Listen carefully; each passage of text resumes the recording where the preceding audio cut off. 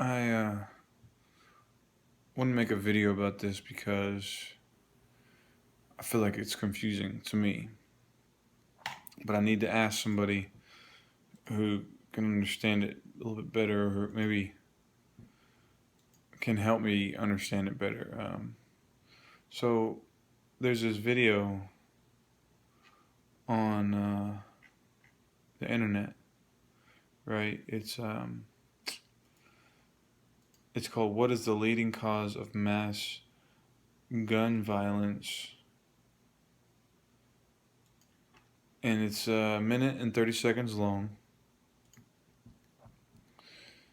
And in it talks about how the majority of gun related deaths in the country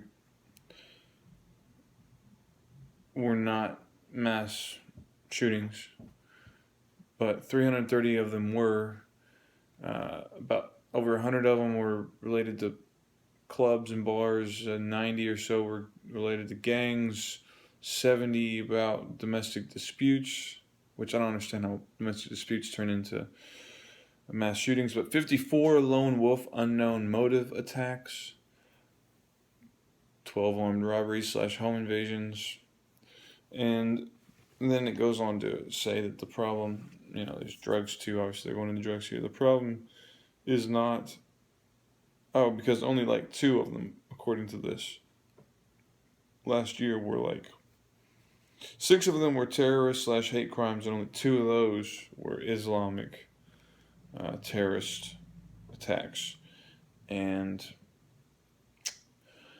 it's somehow Donald Trump wants to fucking ban Muslims, and how that's not the problem, how we need to focus on the problems, which are apparently guns, domestic violence, mental health, and guns, right? Guns are part of the problem according to this video. And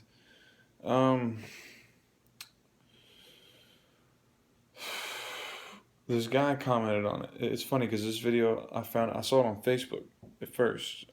I think I saw it on either Reddit or Vote first, but then I saw it on Facebook earlier, and I thought, I want to see this.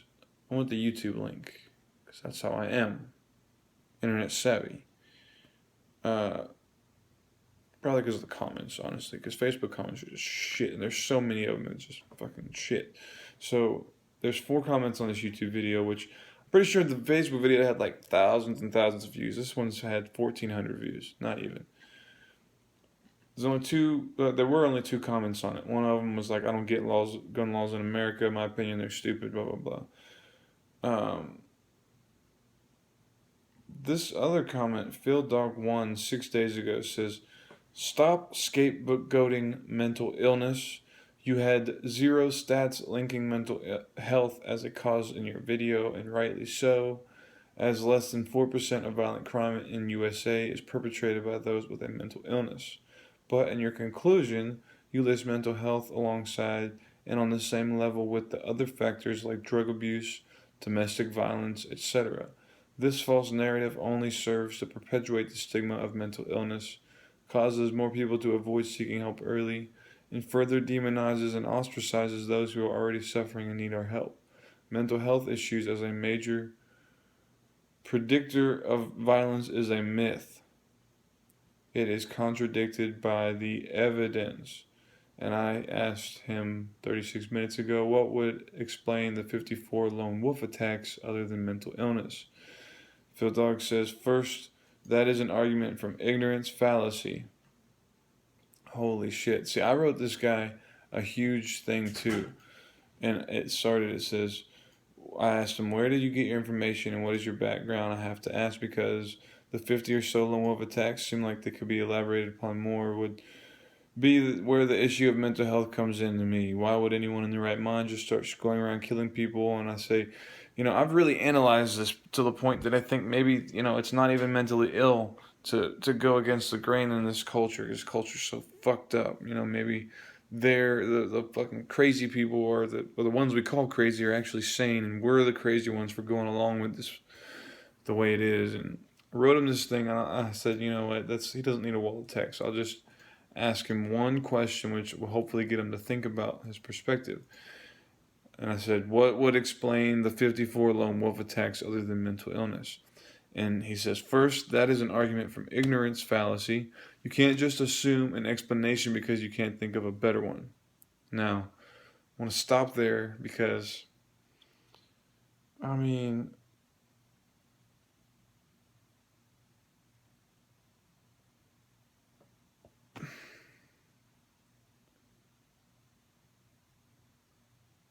maybe it's not the same as like just depression. And maybe you can't really say that depression will lead to the kind of mental illness that leads to mass shooting events. But I mean, shooting people at all, even if it's just one person, if you think, even your fucking self, I mean, you lived through attempted suicide, you basically, excuse me, you have basically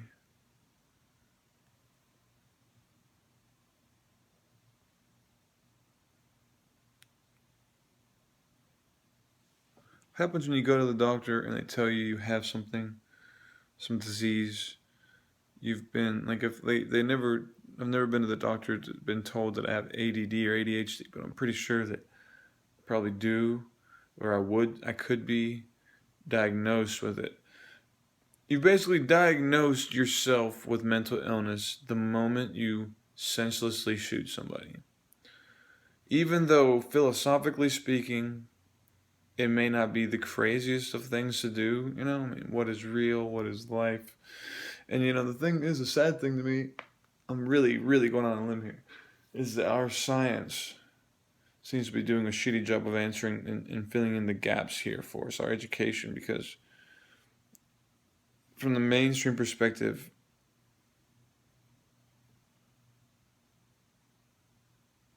killing somebody doesn't seem like the craziest thing, especially depending on context, right? I mean, we play video games where you can just randomly and senselessly kill people.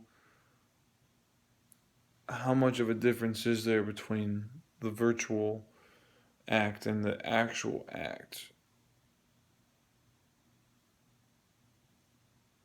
From different perspectives, I mean, from somebody perpetuating an act, a violent act, there may not be much of a difference. To somebody who's a victim of an act, like, a senseless violent act, there's a huge difference, right? You just affected my life and my reality and my family or whatever, but it may not be factual to say that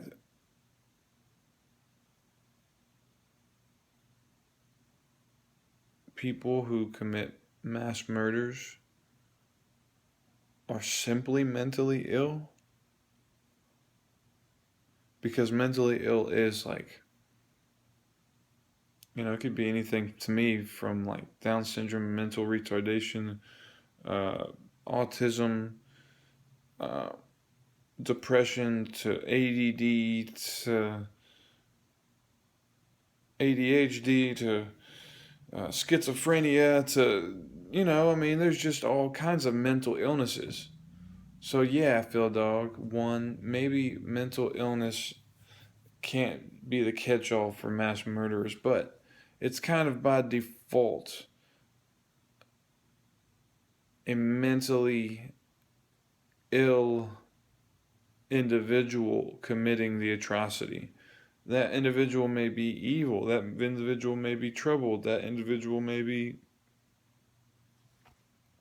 any number of things, but they basically by default, I mean, you're not a fucking normal, you could seem like a normal person in every single way, right? You have gone to work regularly, you have a family, you're functional, you're wealthy, whatever. You're normal, attractive, health, whatever.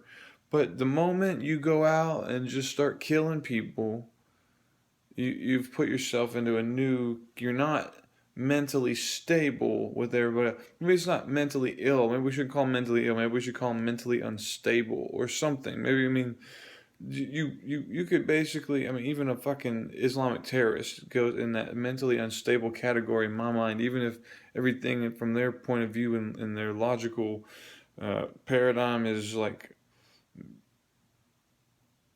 indicating that that's a sane act for them to commit and make. I mean, Japanese kamikaze guys. That's in the interest of the nation, and we do it as Americans. We jump on the grenade to save our comrades. We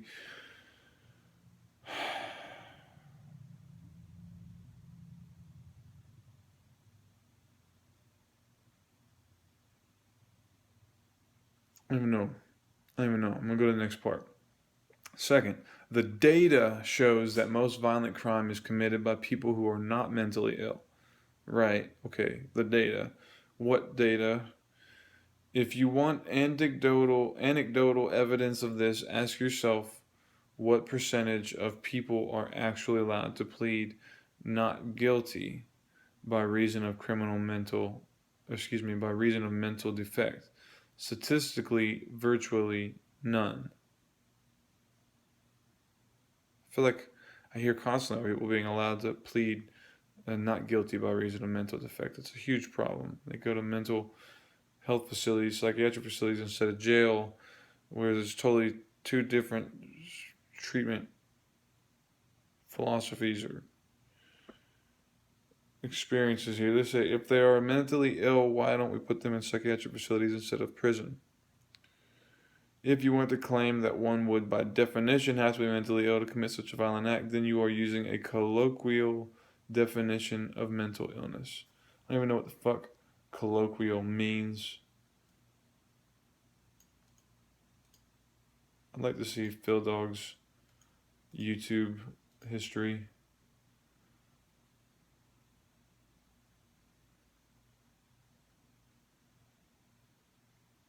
If he's got any videos up here.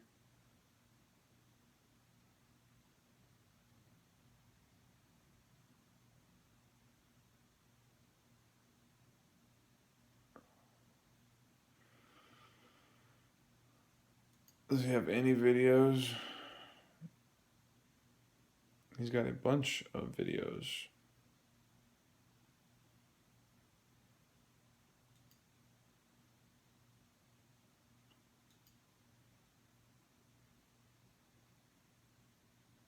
Very few views. Appears to be a musician.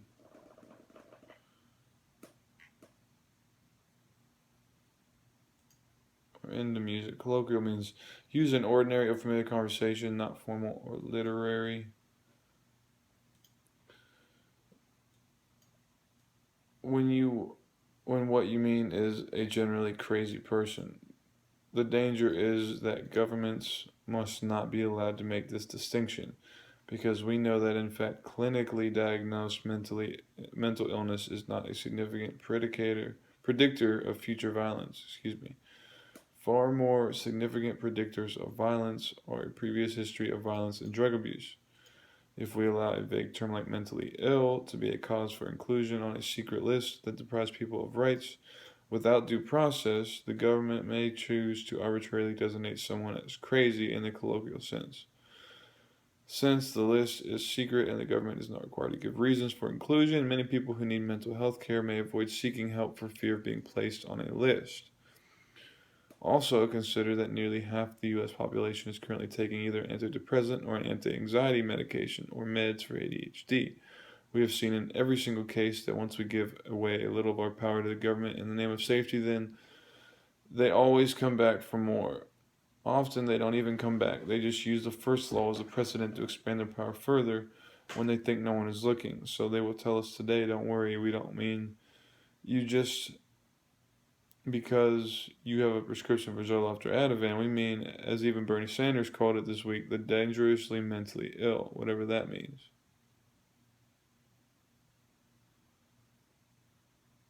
Finally, it's worth mentioning that throughout the 20th century, perhaps longer, almost every government whistleblower has been discredited by NSA, CIA, FBI, sort of by claiming that they are known to have emotional or mental problems. This is extremely dangerous. The problem is not mental illness, it's our extremely violent culture mixed with a hateful and divisive political discourse. It's a sense of hopelessness and powerlessness born of vast social and economic inequality. It is extremist religious doctrines, in short, as a million different things, none of which could be fixed by any watch list. Well, I'm surprised how much sense that made. I don't need Reddit to explain that to me at all.